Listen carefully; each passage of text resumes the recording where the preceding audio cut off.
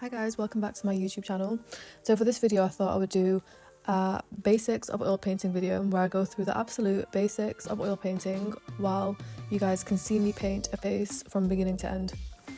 So lately I've been learning how to do graffiti, something that's completely new to me, and I quickly realised that there's things that are considered basic, almost second nature to experienced graffiti writers, and these are things that I had absolutely no clue about. I didn't know where to start, what materials to use, or even how to hold a cam properly, and it made me think about how intimidating oil paintings can be for someone who's just starting out.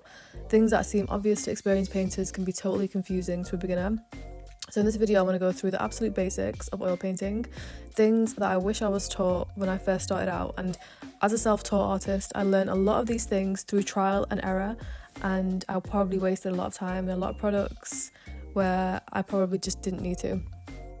So first things first, something that I feel like not enough artists talk about is the medium that they use to paint with.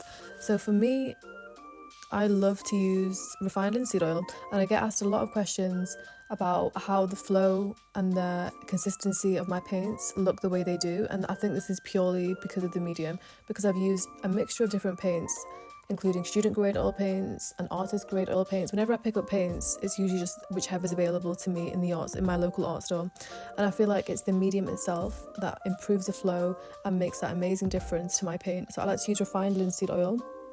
And I know some artists have an issue with the fact that refined linseed oil does slow the drying time down, but this is not really an issue for me because I work on multiple paintings at once, and I also don't like to use some of the fast drying mediums because they can be quite toxic, especially if inhaled in small closed areas. Although you do need to be warned that with refined linseed oil, apparently rags that you use refined linseed oil with can set on fire, so yeah, be aware of that. And this is something that I just learned recently when I posted a video of how refined linseed oil drastically improves the flow of my oil paints, and this video went quite viral and a few people in the comments mentioned this, so yes, be aware of that. Another thing that I feel is really helpful for me as an artist, and I wish I knew when I started out, is where to start when I do my oil painting. So I remember the first ever painting I did, I remember looking at the reference picture and thinking, where do I start? Do I start with the features? Do I start with the nose? Or do I start with the hair? I just had absolutely no idea. So like many other artists, I started off painting feature by feature. So I started off with the eyes and then went to the nose and then the lips, and yeah.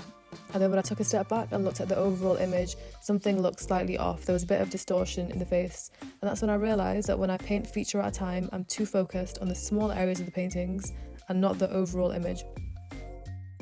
So for this reason, I always paint from the darkest areas to the lightest areas, and this can differ from reference to reference, but when you paint a portrait, the darkest areas are usually the shadows of the face, or sometimes the hair or the eyebrows, or mostly just the shadows. And I find that when I paint from dark to light, it helps basically establish the overall form of the painting a lot sooner on in the painting process. And as well as this, I also feel like painting from dark to light can also prevent muddy colours in your painting, because lighter colours often have white in them, and white, when mixed with other colours, can create muddy or dull looking colours. So I feel like when I paint from dark to light, I can avoid this problem.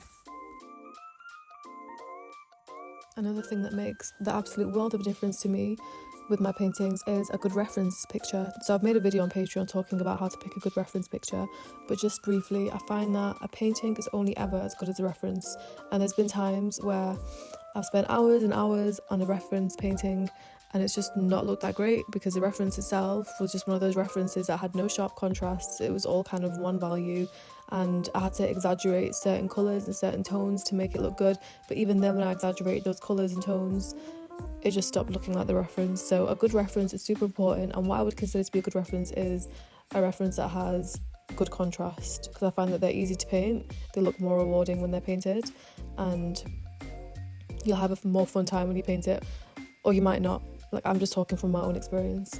I find that painting from a good reference makes my whole painting process a lot more enjoyable. And as I've nearly come to the end of this painting, that's all the tips that I can think of for now. But if you guys find this video useful, then I will be filming more of them, and I can talk about more tips that I find useful for oil painting. And if you do want to see the full painting version of this painting and many other paintings, then please feel free to subscribe to my Patreon. No pressure. and let me know what else you would like to see on my channel. Thank you guys for watching.